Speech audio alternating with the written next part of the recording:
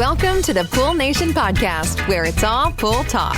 And we ain't talking about netting and jetting or splashing and dashing. We're talking about becoming a nation of pool pros. We talk about the latest products, trends, and training in the pool industry.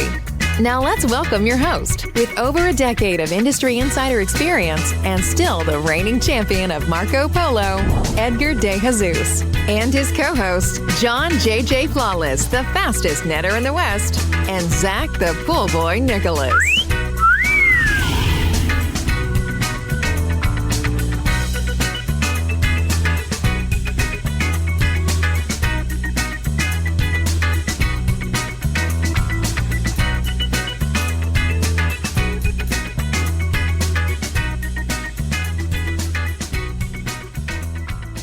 Welcome, everyone, to the Pool Nation Live podcast. I am your host, Edgar De Jesus, and yes, I am the reigning champion of Marco Polo, along with John J.J. Flawless, the fastest netter in the West, and the famous Zach, the Pool Boy Nicholas. Today, we have a special episode coming to you from our visit to the Western Pool and Spa Show out in Long Beach, California. We talked to Sarah and Damien with Foothill Pool Care from Arizona. Got a great story on some of the things that they did for their business, especially when we're talking about profitability. Want to welcome everyone to our live podcast, the podcast where it's all pool talk, and we ain't talking about netting and jetting and splashing and dashing. We're talking about becoming a nation of pool pros. And yes, we will talk about the latest products, trends, and training in the pool industry. But before we get started today, I want to thank our visionary partners for this podcast, the Ultimate Pool Tools, the SPPA, Blu-ray XL, Aquastar Pool Products, Natural Chemistry, Raypack, Heritage Pool Supply, and Hayward Pool Products. We want to thank them for their continued support. So in this episode, we are talking to Sarah. We talked to them out at the Western Pool and Spa Show, and we kind of had to record their story. They have a amazing story of something that they had to do kind of during COVID, and something that's really kind of turned into a huge profit center for them. So let's take a listen to this recording, and we'll catch you on the other side.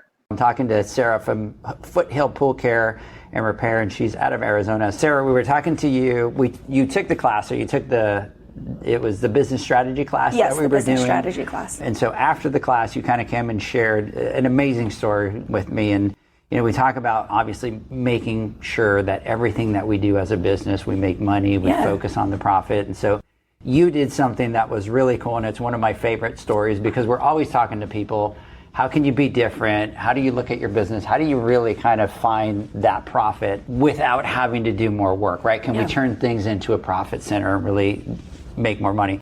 And so you shared the story with me with something that you guys did, especially during COVID. So I want to share this on the podcast. So can you, for those that are still waiting, right? Because there's people that are waiting from the, so everybody, we did not spill the tea in the classroom. We made everybody wait. We made it a cliffhanger and told them that they needed to listen to the podcast in order to be able to hear what it was that they did. Yeah. So can you share with us what it was that you guys did? Yeah, so when the tab factory burned down in 2020, we got a call from our BDR, so our salesperson from Pool Corps, and was like, hey, we need to come up with a plan.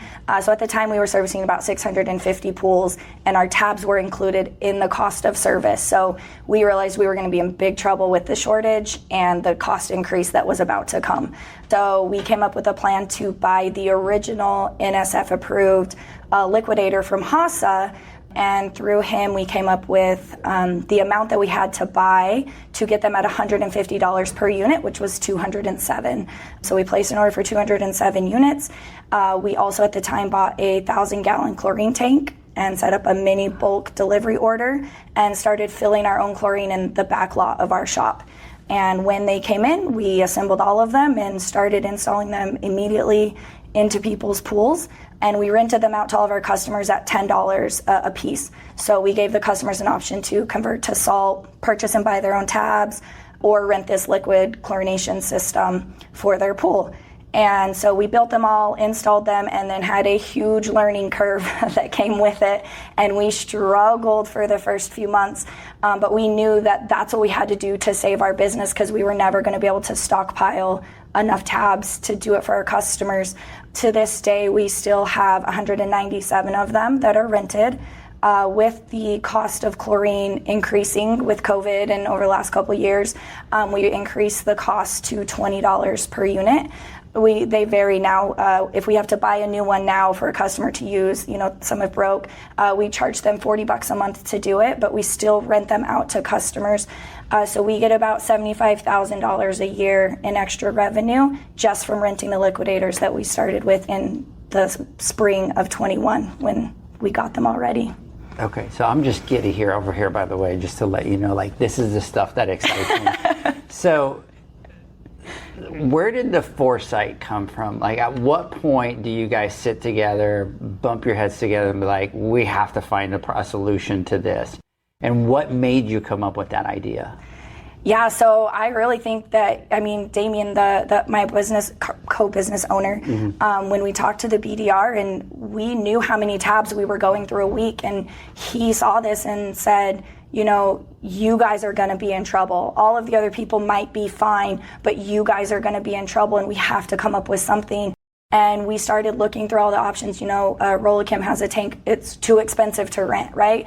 And so we kind of came up with all these things. And when we did it, it was a lot of work. We called 650 customers and told them, you have to pick an option or you can find another company. And so it was a lot of work, and they found this. We had meetings with HASA and waited for deliveries and met with the designer of it. The liquidator itself is a phenomenal piece of equipment, but it brings out the problems in the pool. So because it works on physics, pushes water in, water out, and there's no mechanics to it whatsoever. So if you have an air leak, your tank drains. And so then you're like, the liquidator's the problem. No, you need a new Jandy valve O-ring kit, because when the single speed pump shuts off, it's sucking air, which is draining the tank, right? Or if it's scaling, well, my alkalinity, I'm a little fudging it, right? So and you have that, and it was a lot of work. It was a lot of work the first few months to really hone them in. And when we got them, because 207 was a lot, and with COVID shortages and everything, we got them in about chunks of 20, right? And so by the time we got them all in, it was June in Arizona, and it's 100 degrees. And so we really, really worked super hard to make them work, because we knew it. That was our business plan, to save our business. So let me ask you this. So first of all, you turn it into an amazing profit center, right? Because now the units have paid for themselves. And that's pure profit. So we did the class, we were talking about it. We talk about, hey, you do something at 90% profit, right? This is pure profit, which is beautiful, music to my ears. And so I start to talk to people about it, and I talked about it afterwards, and some of the questions right off the bat were like, well, what's the maintenance like, right? And I think people go automatically into the fear of how much headache is it going to give me? And as business owners, that's not the mentality. It's like, how do we fine tune these things in to work for us, right? To make them work. And now you guys have it all figured out, right? So it's beautiful. So what were maybe some of the headaches, whether it was getting the team to buy into it? I don't know if maybe you had to have extra hoses, because I've used them before, and the Rollicams, they get calcified. You got to kind of clean them. So what was that a little bit like? There was a lot of pushback, right? And I think because when we first started this, and I think when the tab situation happened, a lot of people were like, it's not going to be that bad, right? I'll be fine. They'll figure it out. We'll get them from somewhere else. And so when we were talking about this in our market with other pool people, we were kind of laughed at a little bit and was like, no, you guys are stressing about something that's not going to matter. Or, I stockpiled 100 bucket of tabs. I'll be fine. But they had 150 pools and we had 650. And so we're like, 100 buckets will last us a month. We're out, right? We're done. And so it was a lot of effort. And then to get our guys on board with it, because they're hearing the other pool people being like, it's not that big of a deal, or now customers are starting to hear it once it's on the news in the springtime, right? Because going into winter, not a big deal. And so then they're starting to hear it, and they're starting to be like, well, we're really doing this? And I'm like, we're really doing this. You guys have a job because of these liquidators. And that was a lot of things that we talked about in the meeting, was these are the problems that we're having. I hate them. They're, I'm having to work so hard at them. And I was like, but you have a job right now because of this product that we're renting for $10 a month, which is so minuscule, but in reality, it was the thing. And, the lines clog with calcium. And so then you're figuring out how to clean it when it's, 4 gallons of water mixed with 4 gallons of chlorine. Well, you can't really descale it with acid, because that's mustard gas, right? So you're kind of in this like range of how do we do this and how do we do it? And then we finally, after meeting with like the manufacturer of the liquidator and HASA, was like, let's switch to LSI. And we switched 100%. It was June of that year. We switched 100% to LSI, went to trainings, trained all of our techs on LSI, switched to liquid drop test kits, and switched everybody to Taylor and bought all of that stuff and really put all of our eggs in the liquidator basket, because we knew if it didn't work, we didn't work. And they got on board. I'll give my team a lot of credit, because they hated it. They hated it, and they would sit in meetings and they would cry, or one guy was like, if I have to touch one more liquidator, I'm gonna lose it. And I was like, you got this, like you can do it. But they honed it in and they stuck with it. And we have techs that were with us to that time that are still here, and they love them. They love their liquidator pools better than any other pool, because they stay clean, they work good, and they know how to maintain them.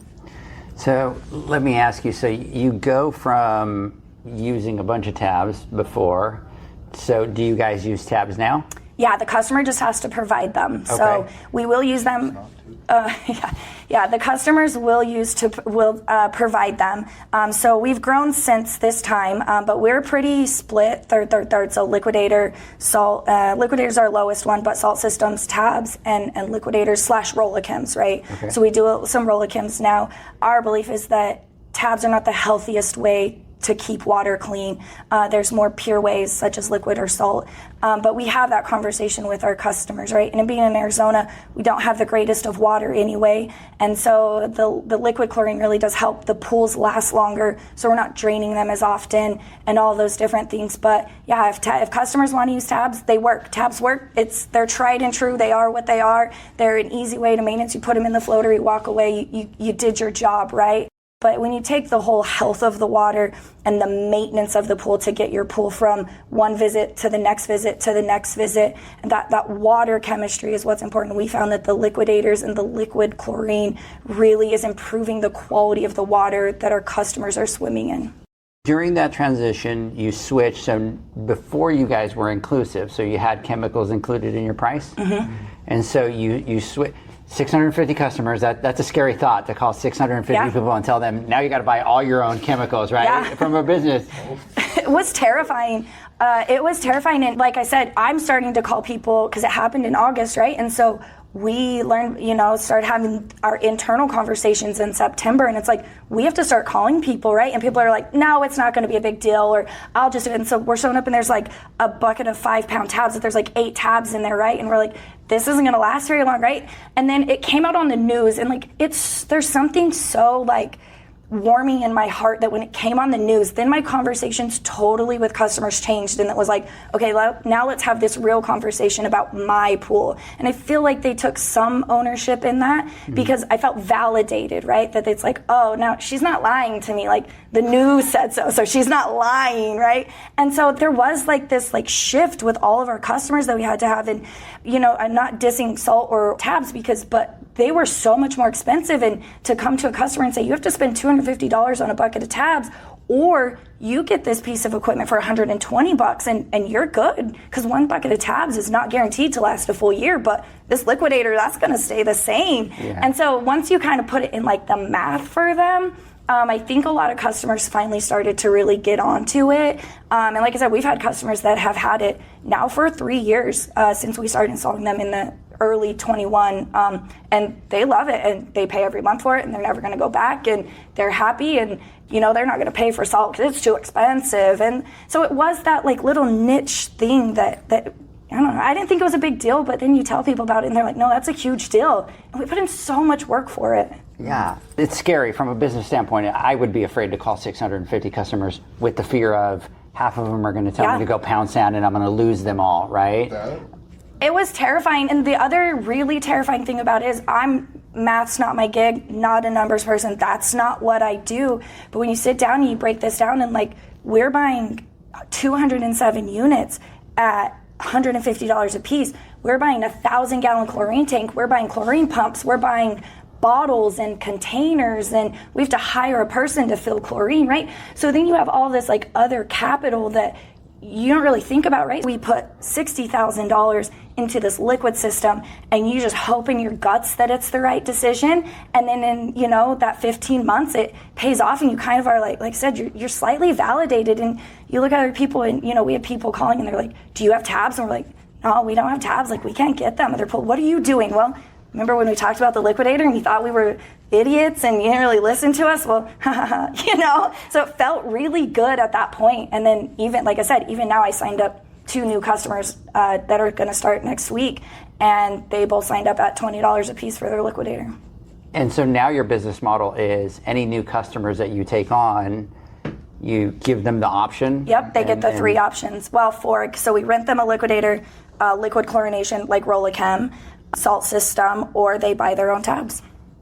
That's just absolutely genius. And the fact that you guys have kept it now even more, right? Because I'll geek out. And if you guys listen to me, everybody gets tired of going, oh yeah, I know your numbers, Edgar, I know your numbers. But this is the stuff that we could be great pool guys. We could be great installers. We can be all those great things. But really what the matters at the end of the day is A, how much money you're really getting to keep at the end of the day. Mm-hmm. And then when you look at things, you're like, what are those things that give me the most profit, right? Well, doing a repair, maybe if you're great, it's a 50% return on it, right? Or you do service and your business is 23%, that's great.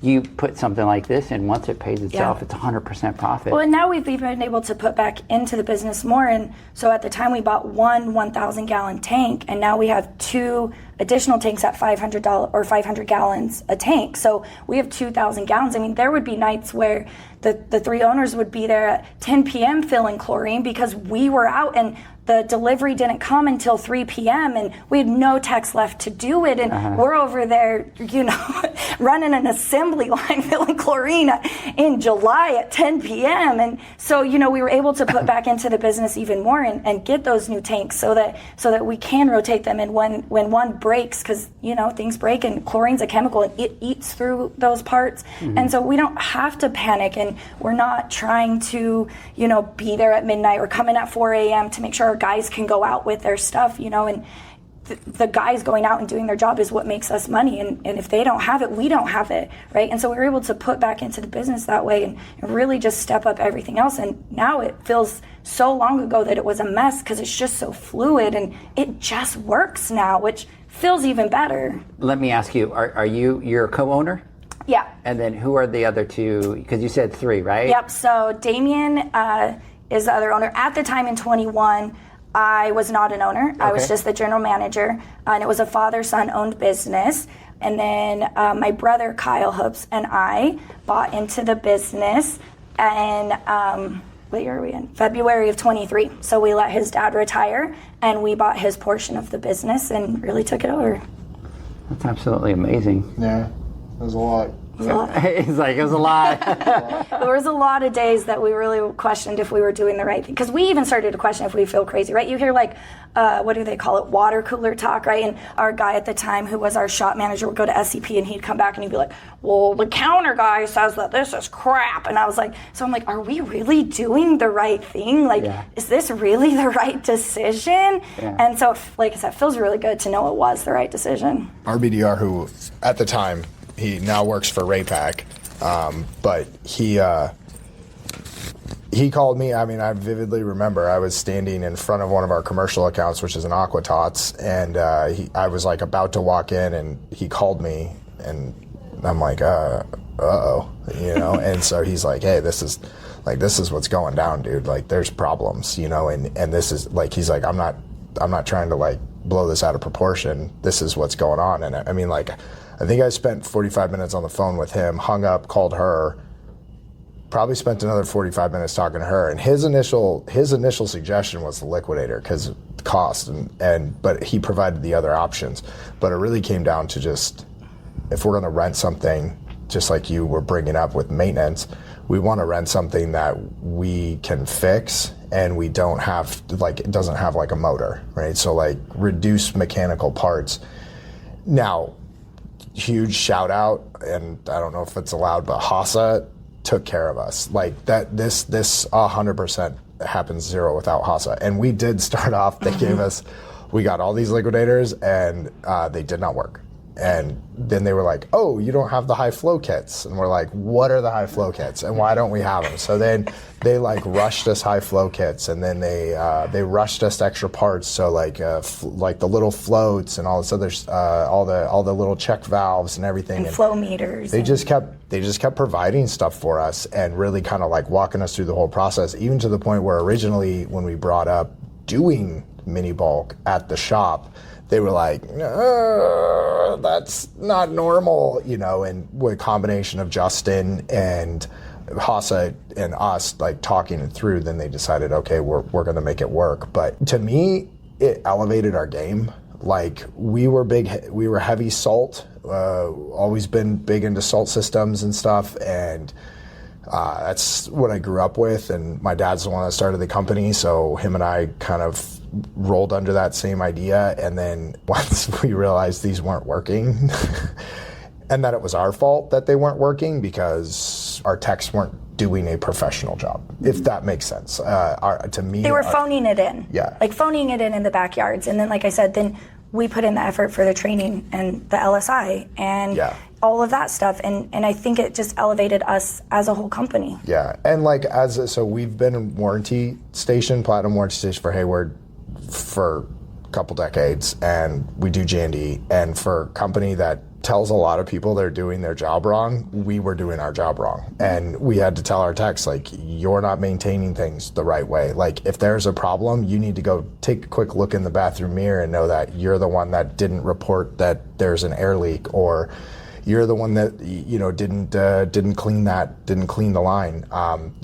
There's maintenance with it, no doubt. But I mean, it's minuscule once you dial the pool in it. And I think that's like the big stance of where we kind of feel as a company as a whole, is that it's about elevating your game and taking care of the pool as a legitimate professional. You can not balance the water appropriately. And if you're scaling a liquidator, what else are you scaling? Right? Are you scaling the heater? Are you messing up the pump? That's where for us, it changed it all. But yeah, it was a lot. It was a lot to take in the beginning. And now it's like I feel it's like second nature for them, like to go to these houses. We used to joke, we're like, every work order is a liquidator work order. And now it's like, and now maybe like 1 in like 50, it's because like a float breaks, right? But like, I mean, these parts are like 3 years old in chemically treated water. So, now they're game changer, and they're just easy now. They work. And every time we discuss, maybe we should move on. And then Kyle, who is definitely the money guy, is like, we make... we make 70 grand a year on these, right? And I was like, oh, right, we do. We're not moving on. We're not moving on, yeah. Maybe we should get some more. Well, and because they are NSF approved, we have a few commercial properties who we've also put them on the spas. And so we're not draining those spas because of high CYA from tabs, because you're not putting it in there. And that also changed that commercial game as well, because if a spa doesn't work in December, everybody's mad, right? But we're not draining the pools like that. We're not draining those spas like that because they're having that chlorine, and it just changed all of it. Now, let me ask you one final question. Yeah. I think a lot of the questions for the pool pros, and I'll have both of you answer, but I think as business owners, we're afraid of the change. We're really afraid to lose customers, and that's our biggest thing, is like, we can't do it because we'll lose it. We need the money. You guys have obviously done that. So what advice would you have for somebody that's maybe in your spot, in your shoes, that needs to make that change? What encouragement, what words would you give them to go ahead and do that? I mean, I would tell them, we kind of talked about it. It's hard when you're the single pool guy to lose the one pool, because you need that money, right? But there really is some relief that comes at the end of the day, that that you did what you needed to do at that pool and in that specific situation, and you walked away from it. There's times where when you don't, you have those situations where you're just miserable, it carries into other aspects of your life, and it doesn't matter how much money you're getting for it. Being miserable at home is not worth it. And I'm the person who does the phones and takes the calls and the upset customers and the happy customers and all of that. And if you take the time to listen to what the customer is saying and listen to it, you can have that conversation. And customers want to love their pool as much as you want to love their pool. It's their pool. And when you really kind of meet in the middle with that and say, hey, you have a big tree in your backyard and it's ruining everything, and you have that conversation, well, sometimes they're like, I love my tree, I'm not cutting it down, but I'll pay you to come an extra time a week. Then you don't hate yourself. They don't hate you. Their pool's easier. And it just took that simple conversation that you might not have to kick the pool to the curb. It's not that it's not okay to do that, but if you want to save that pool, have that open conversation with the customer and be open to what they're saying. If they're not going to cut down the tree, don't make them cut down the tree, but also don't instantly kick them to the curb either. Really respect what they're saying and find that balance, because, like I said, they want their pool to be easy for you and you want it to be easy for you. I would say a lot of it is we didn't have a choice. It was do or die. And if I would have come up with this idea just all on my own, like, hey guys, let's just switch to liquidators, I would hope that they would have punched me and told me no. just because of the effort that went into it. But that being said, again, at the time, I had my dad as my business partner, and they were, Kyle and Sarah were part of it. They were involved in all of this, but my dad was my business partner, and he is old and old school, and change is not something that you do. And so this was like, I had to convince him. So just alone in the concept of change and the advice to change is, I tell everybody this, I am the out in the field person. I talk to customers and stuff like that. I'm the out there.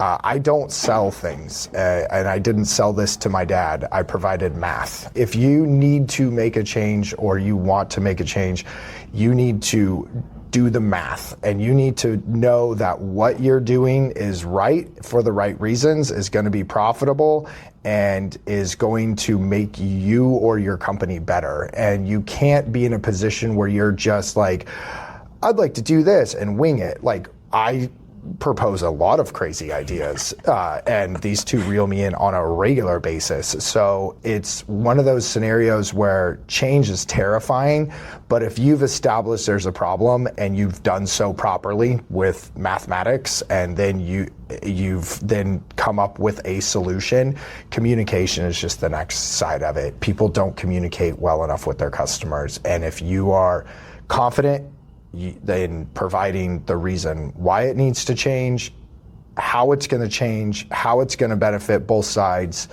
and that you're doing it no matter what, then most people are 100% on board because they feel the confidence. So as much effort as we put into it in the beginning with contacting 650 customers in that portion of time, there was times that people were not nice and said very uncool things, and we all kind of felt like Randy Quaid in Independence Day with a tinfoil hat on, and was like, maybe we're crazy, but it was do or die, and we did it, so it worked, thank God, but it worked. We weren't gonna not let it work.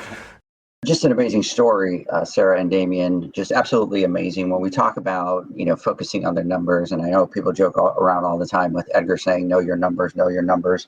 These are the things that we talk about. We talk about, being successful at business, being able to know your numbers, looking for different solutions to your business to be able to make more money and to really focus on profitability, and doing a program like this and something that's going to give you guys $70,000 a year in pure profit is just absolutely music to all of our ears, and a great story. So we want to thank you guys for being on the podcast with us, for coming downstairs, doing the show, down to some of the training rooms to be able to record this story and be able to connect with you guys. And, this is some of the things that we love about getting out to the conventions.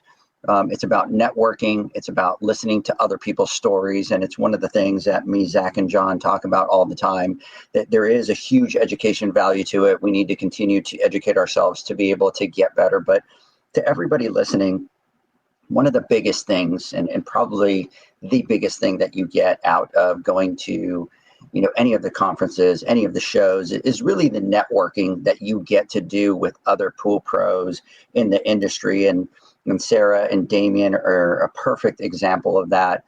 They come out They share their stories. It's one of those where there was a little bit of a struggle, right? But it's something that has a huge impact on the business and the profitability of it. So when you go to network with other people, you really find a lot of solutions to your problems without having to reinvent the wheels. And now you've created a friendship.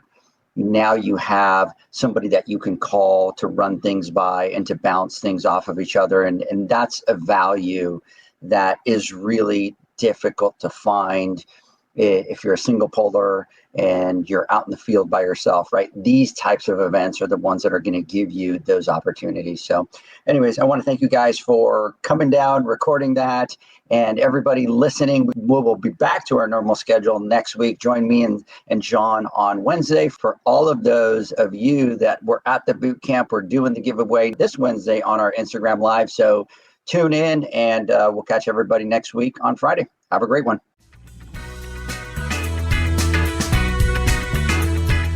Thanks for listening to the Pool Nation podcast, a member of the Pool Nation family. You can listen to us live every Friday here at 9 a.m. Pacific, 11 a.m. Central, and 12 noon Eastern Standard Time.